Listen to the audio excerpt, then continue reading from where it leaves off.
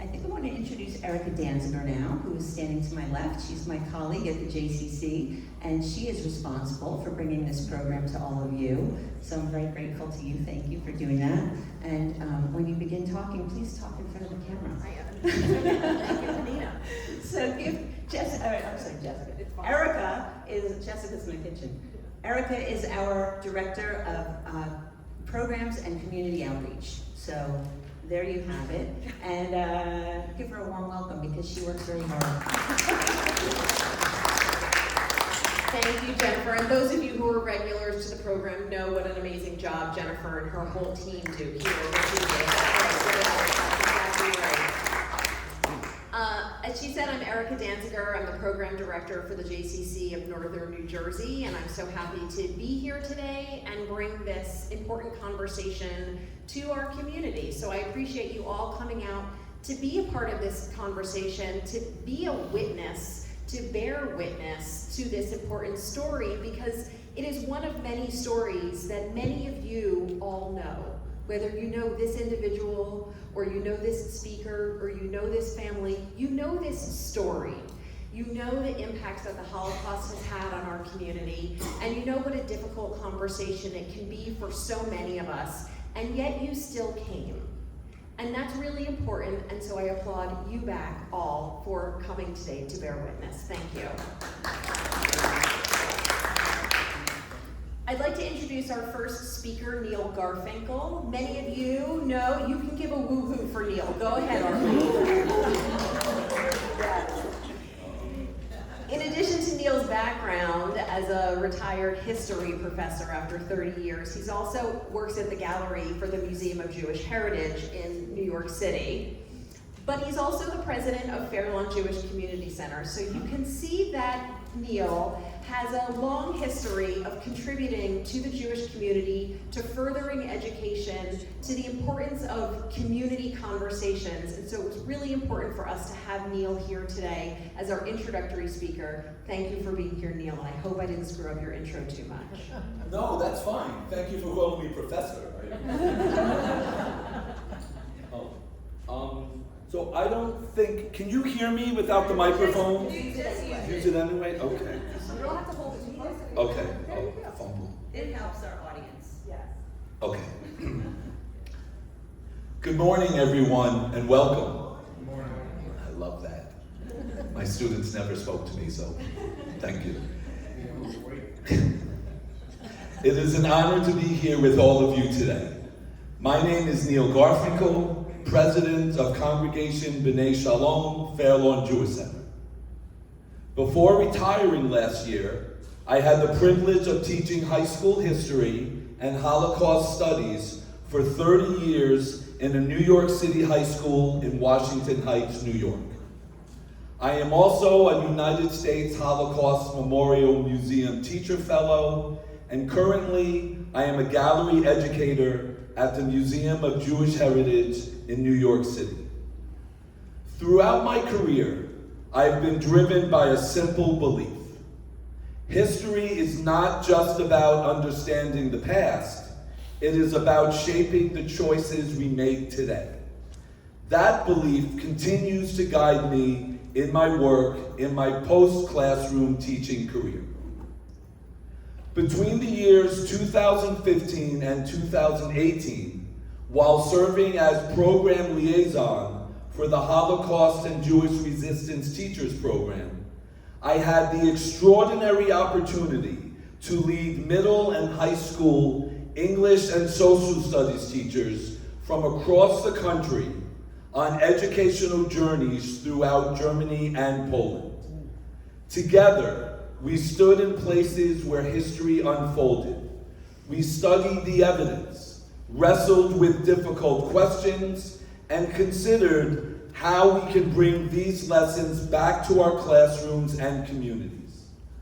Time and again, I am reminded that the most powerful part of these experiences was not simply learning history, it was carrying forward the stories of the people who lived it. And those stories do not belong only in museums, classrooms, or archives. They belong in our conversations, our families, and our communities. This morning's gathering is a powerful reminder of that truth. The generation of Holocaust survivors entrusted us with something precious. They shared memories that were often too painful to revisit because they believed that telling the truth mattered, that their experiences could educate, inspire, and serve as a warning for future generations. That trust is now becoming one of our greatest responsibilities. As we move further in time from the Holocaust, fewer survivors are able to tell their stories firsthand. This makes the role of the third generation more essential than ever. Logan, you are not replacing survivors' stories. You are extending them. You carry not only family histories, but also their values, resilience, and moral lessons those stories contain. Keeping these stories active means more than remembering dates or recounting historical facts. It means asking questions. It means sharing family memories at the dinner table. It means challenging misinformation and anti-Semitism when we encounter it. It means helping others understand that the Holocaust was lived by individuals with names, families, dreams, and futures, not by anonymous figures in a history book.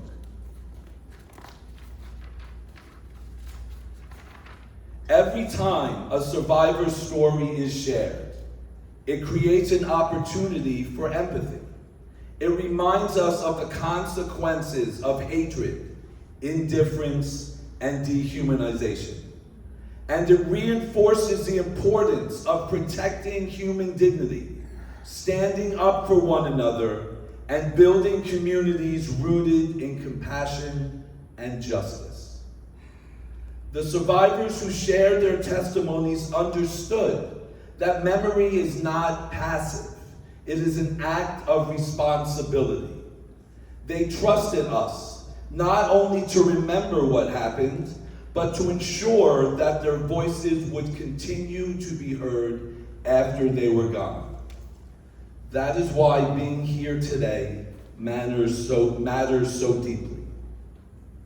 The Museum of Jewish Heritage and the United States Holocaust Memorial Museum both often speak of bearing witness. Today, bearing witness has become a shared responsibility. We bear witness by remembering. We bear witness by teaching. We bear witness by telling these stories with accuracy, compassion, and integrity. And we bear witness by ensuring that these stories continue to live, not as distant history, but as part of the moral fabric of our present. Thank you to everyone who made today possible. To Logan for sharing your story today, and to the survivors, their children, grandchildren, and great-grandchildren now, whose commitment ensures that these legacies and Logan's story continue to educate, challenge, and inspire generations to come. I would like to leave you with one thought. The future of Holocaust memory will not be determined by the passage of time. It will be determined by the choices we make. The choice to tell these stories, to listen to them, and to ensure that every new generation understands why they still matter. Thank you.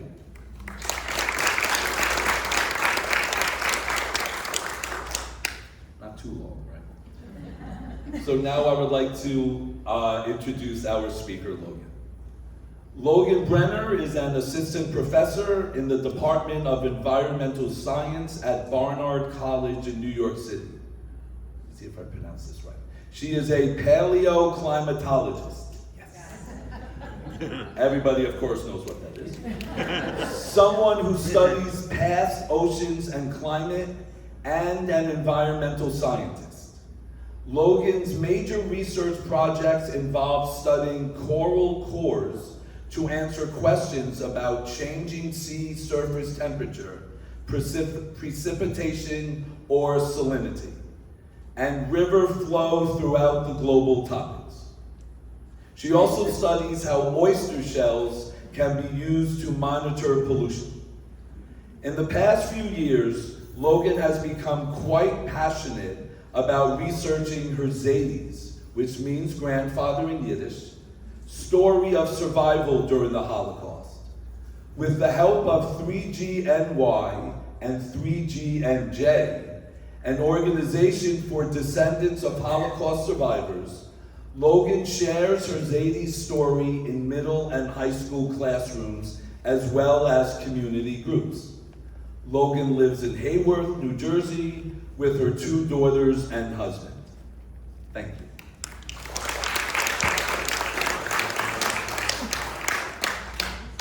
Thank you, Neil, so much for that introduction. It really is such an honor to be with you here today, and I appreciate you taking the time out of your day. Okay, I think maybe I'm in the, we'll figure it out.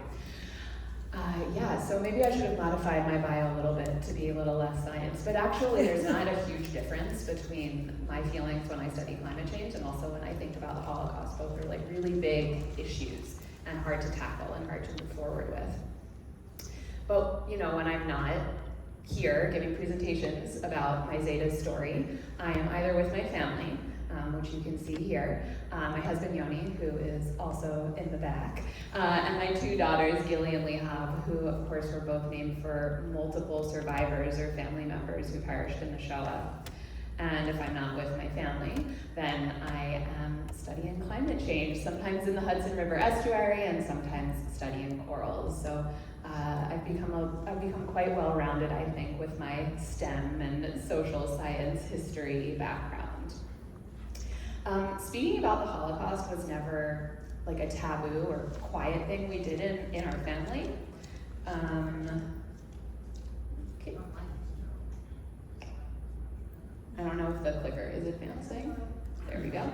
Okay. My father, pictured here, is steeped in the Holocaust personally and professionally. He is a psychiatrist and psychoanalyst who studies intergenerational trauma, so the transmission of memory and trauma through the generations, even though individuals might not have been there to experience it firsthand. And so I was just always around this in my family. You can see I helped sell some of his books. I did not get a commission, but that's okay.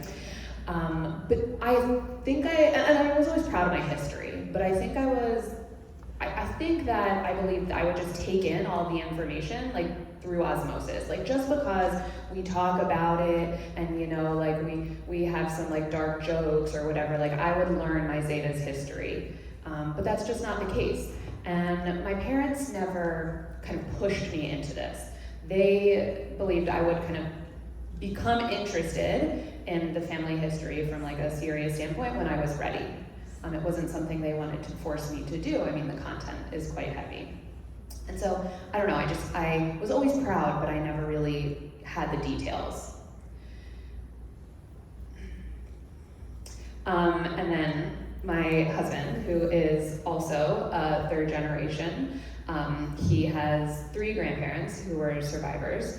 He became very interested in understanding his family's history a few years ago. He just dove right into the research to the point where I went with him and his parents on what I call a family heritage tour, if I'm going to candy code it, but it was a tour of the camps and ghettos in Poland.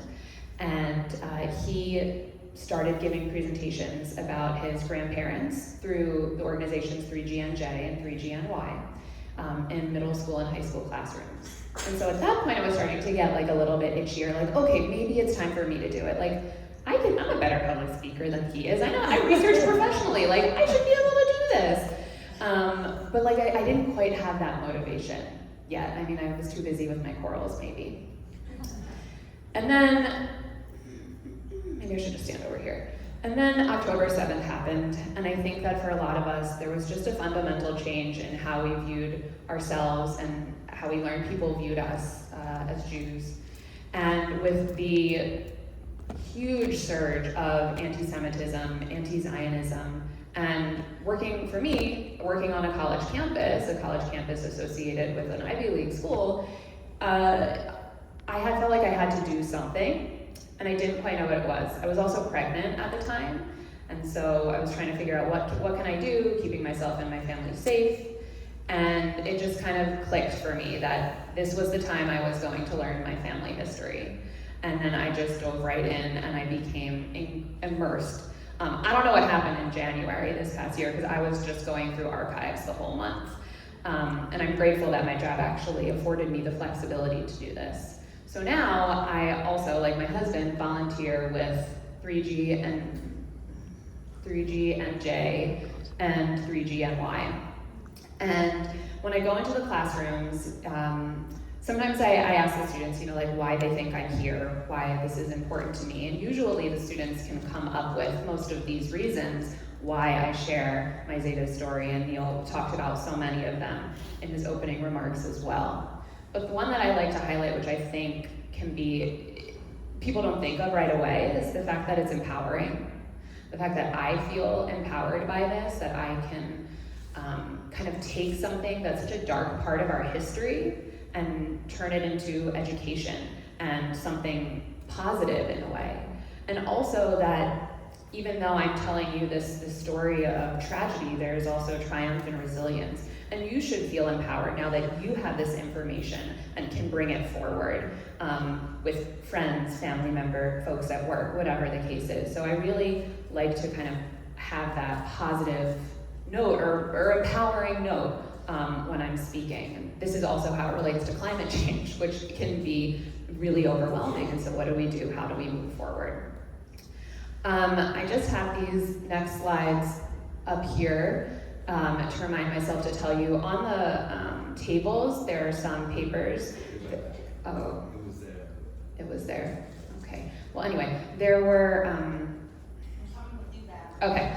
Anyway, there are papers that have QR codes if you are interested in learning more about the 3G organizations. 3G organizations, if you know someone who wants, or you want to become a speaker, if you want to request a speaker for your classroom or community groups. There are also some flyers that you can take as well that has the same information about requesting a speaker for 3G and Y. You're also welcome just to contact me. My contact info is on some of the flyers. There are also some QR codes if you're interested in conducting some of your own research. One will bring you directly to the Shoah Foundation, and so you can look up video archives, video interviews. This is really how I learned a lot of information about my Zeta. He passed when I was in 2nd grade, so I didn't get to speak to him firsthand about this. I was too young. And also just want to give a shout out to the Arlson Archives, which are it's a website that has just like a treasure trove of documents.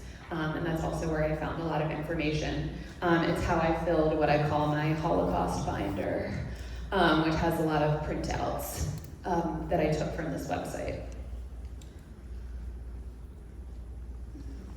Okay. Maybe it's this. So now that I have done the research, I've joined these organizations, I now give talks, as you heard, in middle school and high schools mostly, but also community groups, sometimes to parents. I guess it was just this past year in January, I actually organized a talk for faculty at Barnard, which was like my huge goal for the year, was to be able to do that, to do something for my campus and my community that was related to anti-Semitism. And yeah, it was me and Yoni giving talks at his high school alma mater. They say the couple that gives Holocaust talks together stays together. I think that's the motto.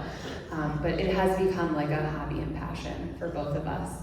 And we're excited to keep doing it. And so as part of kind of this transmission of memory, I've kind of become my the generation of my family is like historian. And so my dad passed down what I call a Holocaust box, which is a bunch of forms and papers that he had gotten from his father, my Zeta. And I was going through, and I found on the back of one of the forms was this like back of the envelope calculation. He was clearly trying, this is my Zeta's handwriting, he was clearly trying to calculate the duration of something. We see the 365. And then I turned the form over and realized very quickly that this was a form that was being sent to the German government that he had to fill out in order to receive the appropriate amount of reparations. And so somehow he had gone from those two figures to 2051. So my Zeta was imprisoned in concentration camps for 2051 days. And this was just, the forms that would be lying around his house that my dad would see lying on the table. I can only imagine what that's like. But, well before day 2051, my Zeta had a typical life in Berlin, Germany. One thing that this photo shows us is that dressing kids up in costume and having them pose with animals transcends all times and cultures. He grew up in Berlin, Germany in an apartment with his mother and father and 3 siblings, a younger brother and 2 younger sisters. And they lived in an observant Jewish household, so for them that meant going to synagogue regularly for Shabbat and spending holidays with their extended family. And so they were Orthodox-ish, I guess, if you want to call it. And they were also, though, very well integrated into the secular community in Berlin. That's largely because his father was a decorated veteran of World War I, having served for Germany in something called the Ski Patrol. And his father also owned a well-known furrier business. And so my Zeta's father would create furs for coats and trims and things like that. And even they would be for the wives of officials in the German government. So they were really well integrated. My Zeta says that he was, quote unquote, in with the crowd, which I think is cool, that's what he meant. He had friends who were Jewish and also friends who were not Jewish, and they would just play together in the street. This is him in the middle there. So they would just play sports, hang out. He had a Jewish life, he had a secular life, and things kind of just all worked together. My Zeta said that he knew what anti-Semitism was, but it was something that was more like an undercurrent and nothing that he experienced. It was something that happened to other people in other places from his perspective. But I think, as a young boy, his parents were probably protecting him from that. We know that there was anti-Semitism in Germany. It didn't just start when Hitler came to power, but that's also the job of parents, I think. But then this insulation really ended when Hitler came to power in 1933. And then his freedoms were being strategically kind of slowly stripped away, and then suddenly there was nothing, right? He had to use ration cards to buy certain goods in certain places. There was a curfew. Eventually, my Zeta wasn't able to go to school, and his father wasn't able to work. And of course, doing anything related to Judaism was incredibly dangerous, if not illegal at the time. So when it came time for my Zeta's bar mitzvah, they decided to have the event, but it was in secret. It was in the basement of an apartment building, their apartment building actually. And while he's cracking a little bit of a smile here, it was this mix of joy and just a somber realization of what the state of the world was.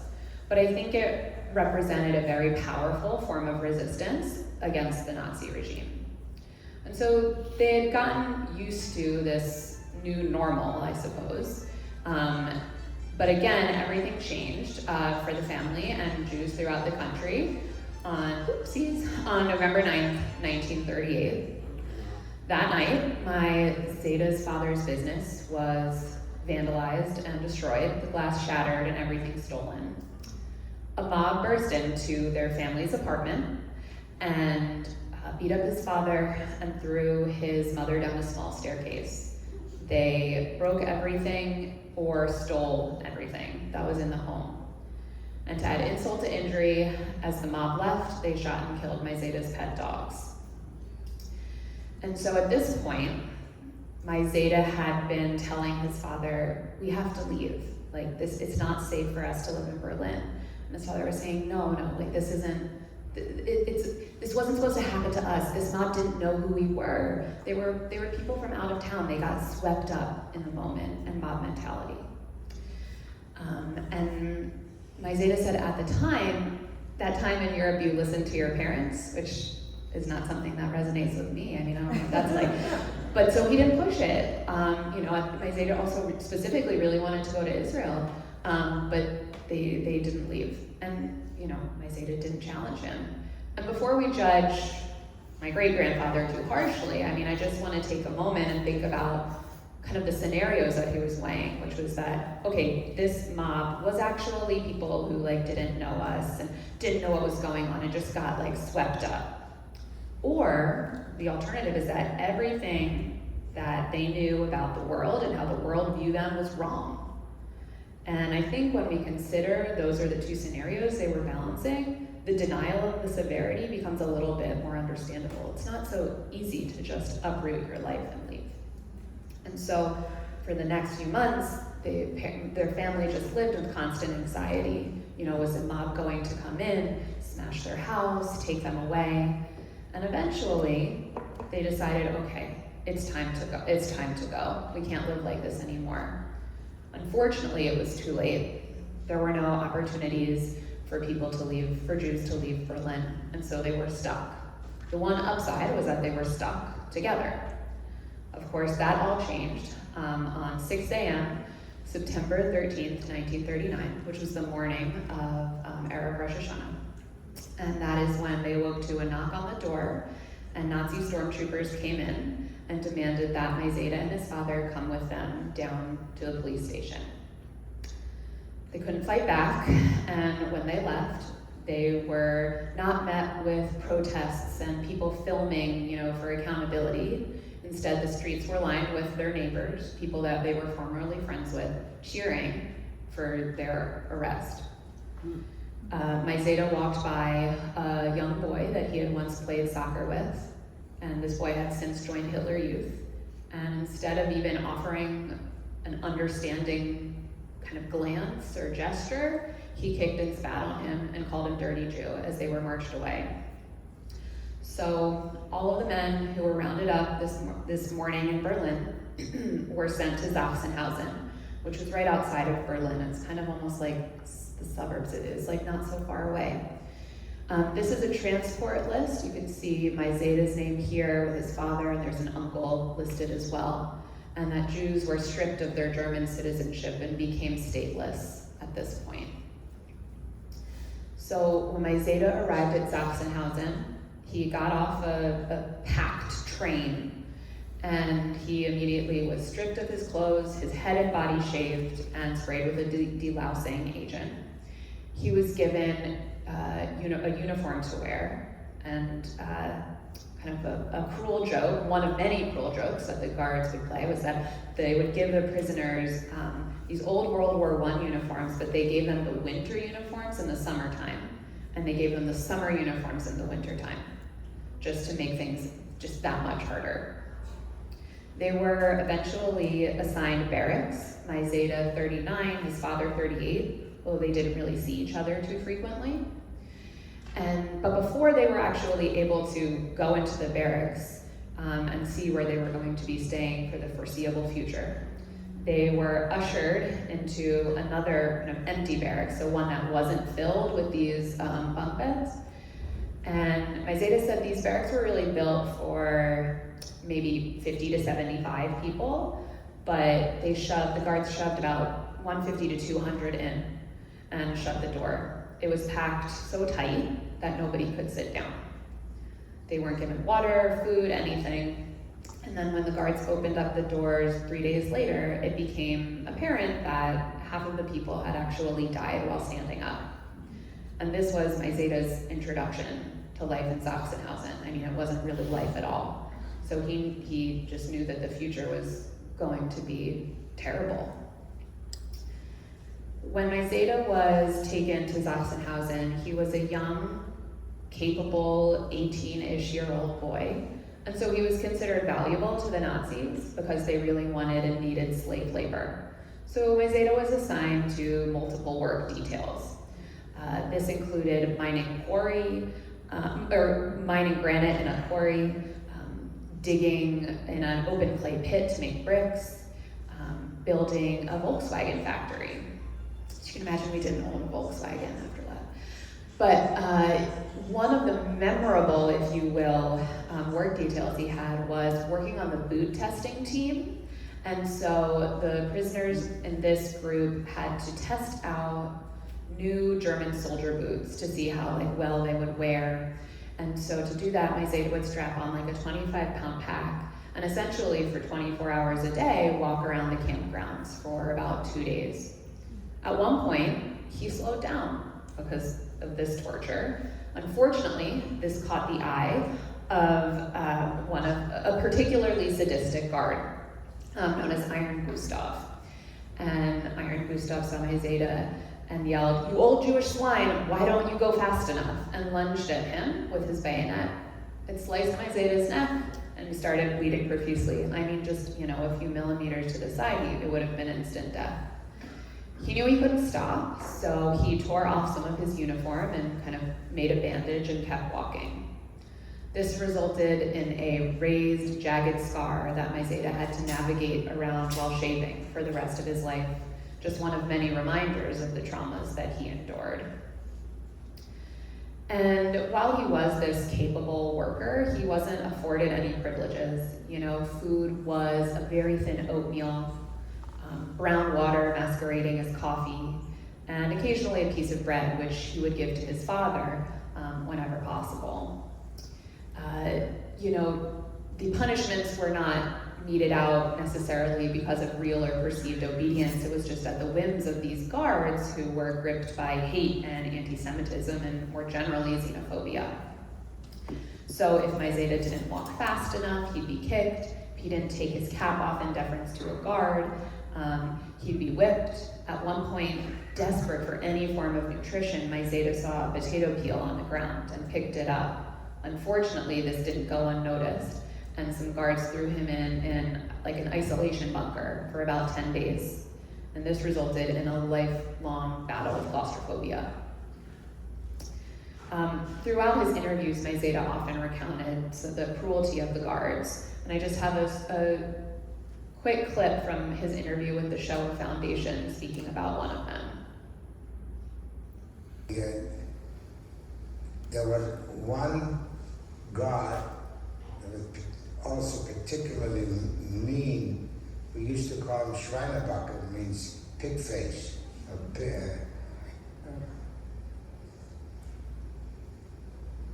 He was terrible. He didn't care what part of the body he hit or what he did. He took his pistol and shot people in the legs. He took his dagger and hit and stuck people in the sides. He didn't care. He was very mean. I think the officer caught him. I am not sure. He has many little vignettes, about specific guards doing particularly heinous things, but just to temporarily fast forward a bit, they did in fact catch Schweinebuckle Pigface. And in my, the forms and papers I've inherited, there are numerous requests for my Zeta to testify at trials or his drafts of written testimony in an effort to actually seek punishment for the guards who committed these atrocities. So eventually, without warning, about half of the camp, including my Zeta and my Zeta's father, were evacuated from Sachsenhausen and moved to Auschwitz. They traveled by cattle car, again packed incredibly tight, so a decent amount of people didn't survive the 2-day journey from Germany to Poland. And whoa, I'm not touching anything. No, the computer doesn't like talking about Auschwitz. Okay.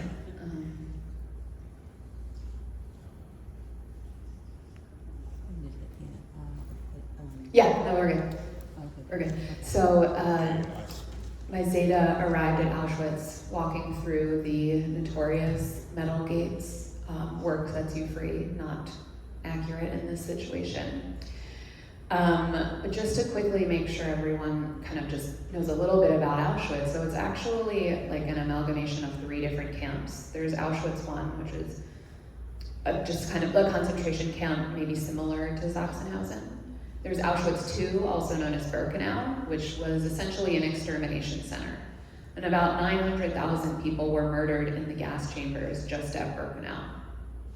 Then there was also Auschwitz III, also called Monowitz or Buna. I don't think as many people know about Auschwitz III. The purpose of this camp over here was to construct a factory for a chemical conglomerate called IG Farben. So they needed a lot of slave labor to do that.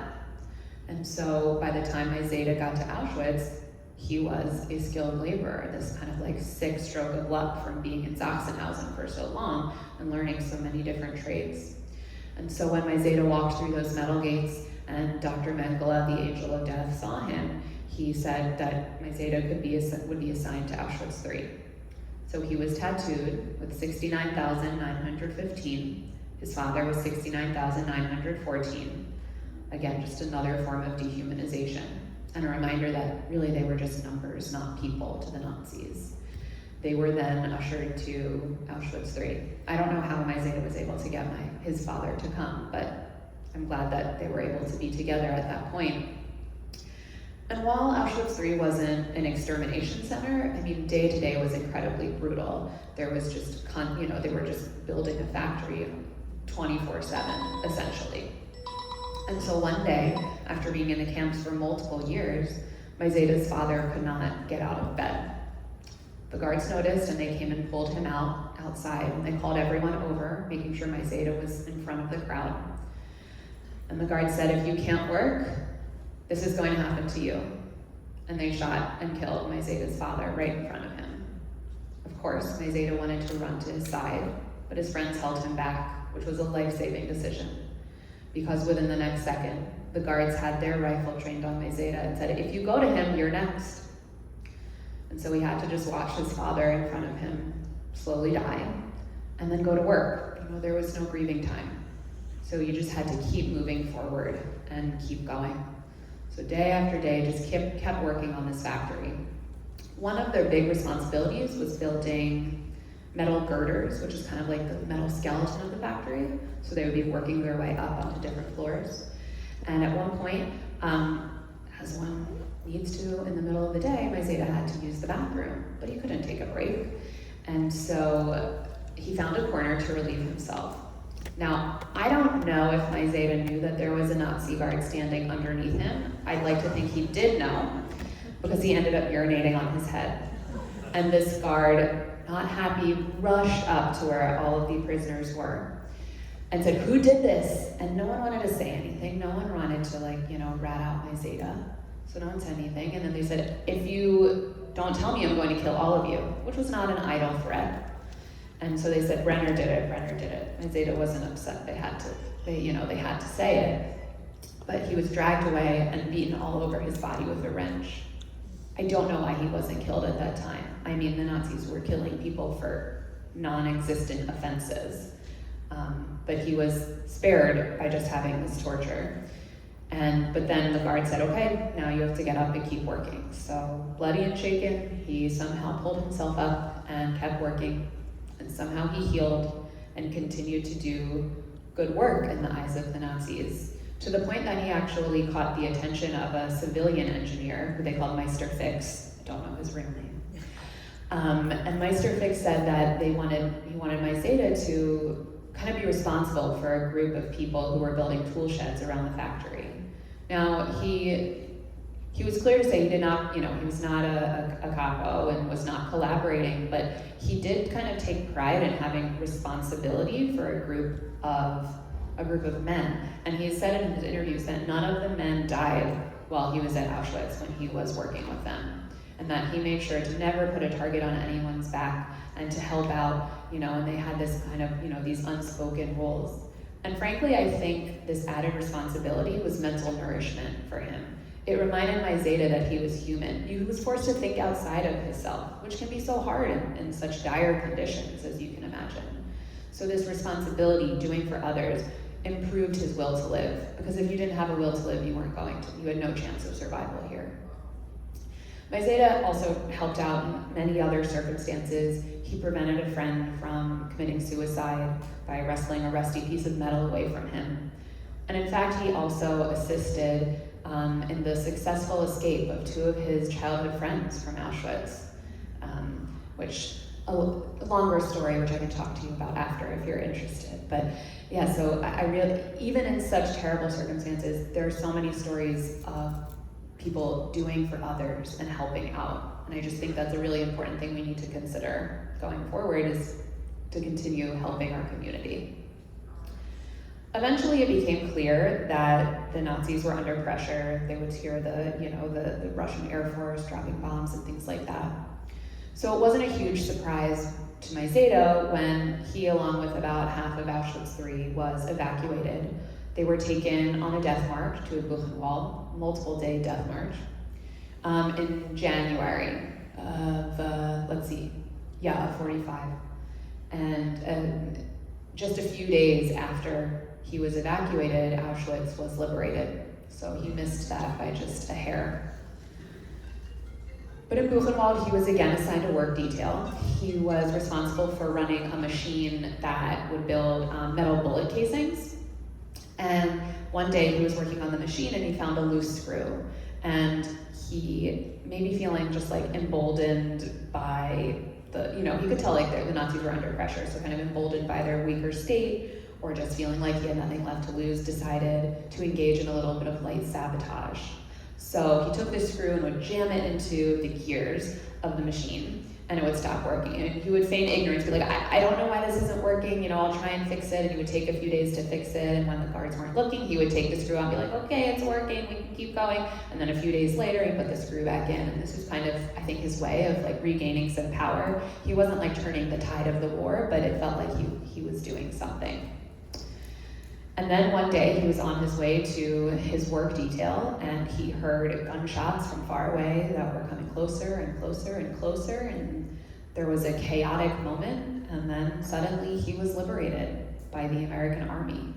At that point he stood at an emaciated 90 pounds when he was rescued. And he was sent to a field hospital, and when he was strong enough, to a regular hospital in Germany, but had to be fed with a dropper for 2 months in order to safely regain weight.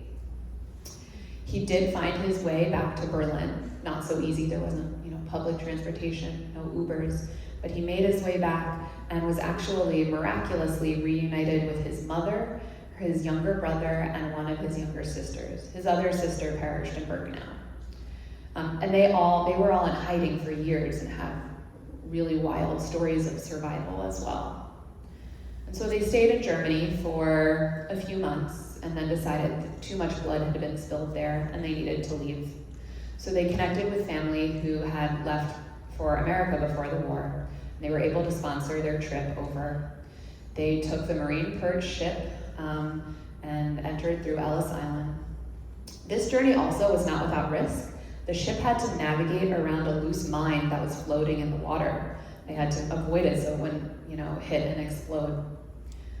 But once they made it to the States, Maizeda and his surviving family went down to meet up with the rest of the family in Wilmington, Delaware.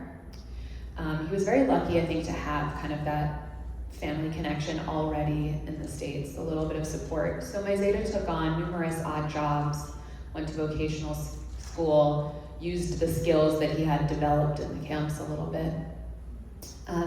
Eventually he met my bubby, and they got married, had 3 children, my father and my 2 aunts. And he eventually purchased a dry cleaning company, and that was his profession for his adult life, was dry cleaning.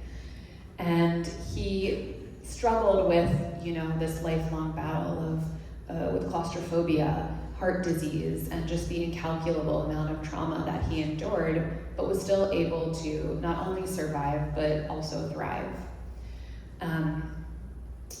With many miles on his body and soul, he passed away at about 76, and I was in 2nd grade. And I just want to leave you with this last photo. I mean, I have it here because one, it's super cute. I love my flannel shirt. It's full of love. But really, this photo represents an unlikely reality.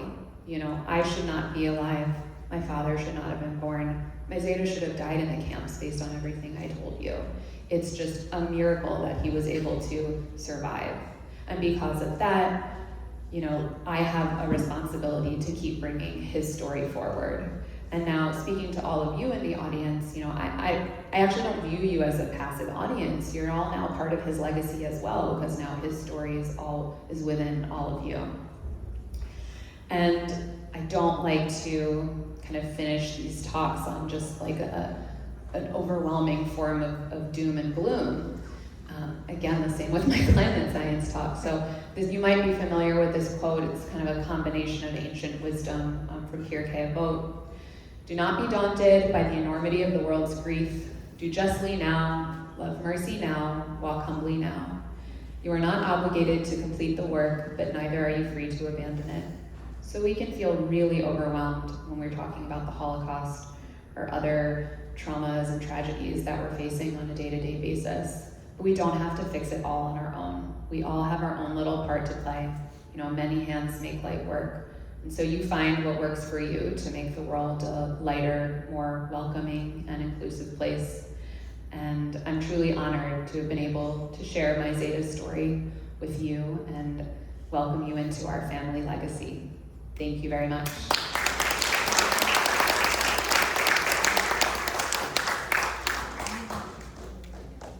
Does anybody have any questions? Yes. Did your grandfather ever testify when he was asked to about any of those goals? Yeah, so the question was, did he ever actually testify? He, as far as we know, and my dad knows, he was not able to bring himself. He was not mentally able to do it. But there are like 10 drafts of written testimonies just outlining the traumas that he endured. So it's possible that he sent something, but as far as, and there was like multiple requests. They're like, I don't know if you got our previous letter, can you come? But he couldn't bring himself to do it. They were asking in like the, you know, it was the 50s. I think it was too soon for him. Neil's gonna come with the microphone. I'm coming around. This year. So, a few questions up front, Neil. Yes. Start here and I'll get to Jerry. Yes. Yeah. I visited Sachsenhausen and spent the whole day there a few years ago.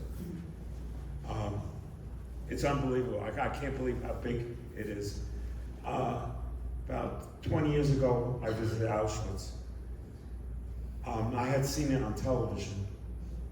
I was on a sightseeing tour, not a Jewish tour, a sightseeing tour.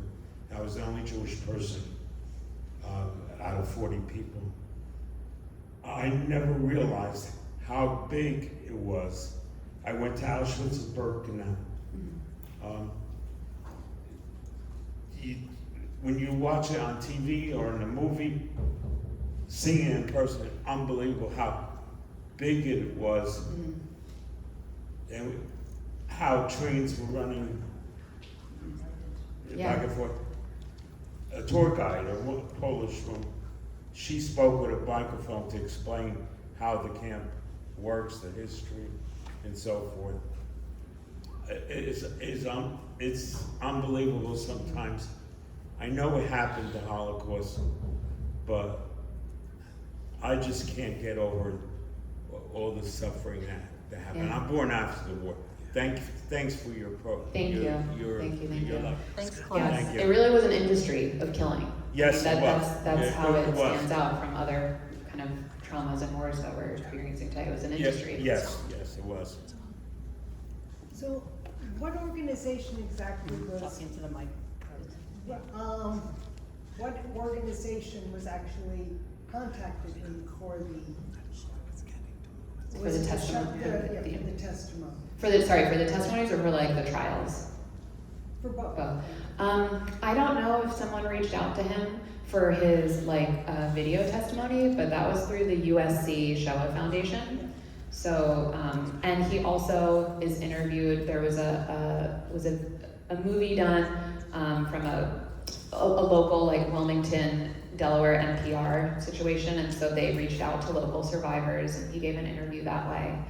I mean, we know the Nazis kept meticulous records, so they knew everyone who was in the camps, and I think they were just there, and there have been tremendous like tracing, kind of like identity tracing things that were happening afterwards. So I think they were just able to send him snail mail, you know. And so there are letters from the German government, there were like firms in New York that were kind of managing this. And so we got a lot of the letters from these firms also. And he sent letters, he had lawyers trying to get reparations. He was trying to get compensation on behalf of his father. And there's this one letter I had translated, and it was like, I know you're asking for like proof of something, but he's dead, like how can I, you know, and just crazy stuff. But through a lot of law firms were involved. Yes, I am Logan's uncle from a second marriage to her brother's younger sister. And my mother and father were very close friends with her grandparents. And so I knew her father quite well. Used to go fishing with him every once in a while. And I need to tell you that even though he went through that trauma, over 6 years in concentration camps, like I said, seeing the death of his father, being beaten, and everything else, he had a sense of humor that you wouldn't believe. He was one of the funniest people I've ever met in my entire life. He was the life of the party when you were with him. He always had a smile on his face, even as hard as he worked as a dry cleaner, which he worked probably 24/7 as well.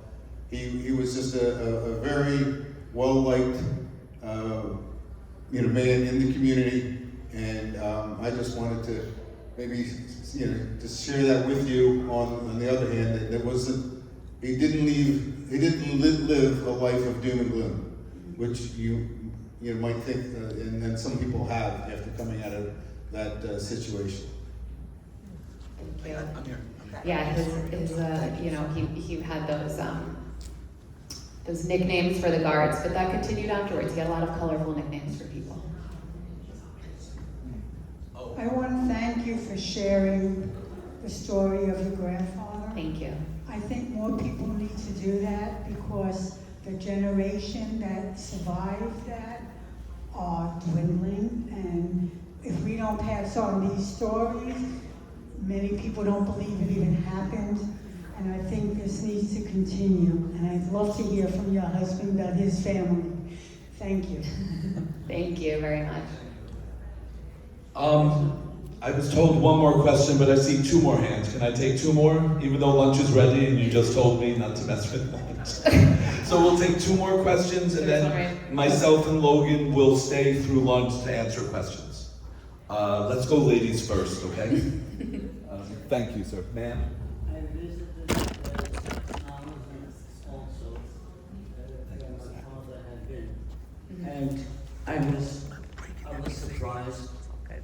The camp ends over here on the street, and on the other side of the street are private houses. So this is completely normal. Yeah, sure, there's the camp. So the question of not knowing anything about it is a lot of lies. That's all it is. Yes, thank you for sharing that. Logan, do you mind passing it to this gentleman? Yeah. What's this? Yeah, it's on. This quote, I've seen it before, I don't remember where it's from. Do you remember? Source? It's a combination. It's like the interpretation of an interpretation of an interpretation, but it's based on some text from Pierre Avot, which was based on a interpretation from, I think, like Micah something. But yeah, this was a modern rabbi's interpretation. Rami something. It's in my notes under the slide. Yeah. Okay, so Logan, thank you so much for being here and sharing Thank you so much. something deeply personal. I also want to thank you for reaffirming my work because I give tours to middle school and high school students at the museum, and at the very end, we read a quote from Elie Wiesel, and I tell the students that they all have homework now for the rest of their lives. That they saw, they felt, they heard, they touched, that now their homework is to pass it on. So thank you for reaffirming something that I do. So thank you very much. Lunch is served, and me and Logan will be available for questions.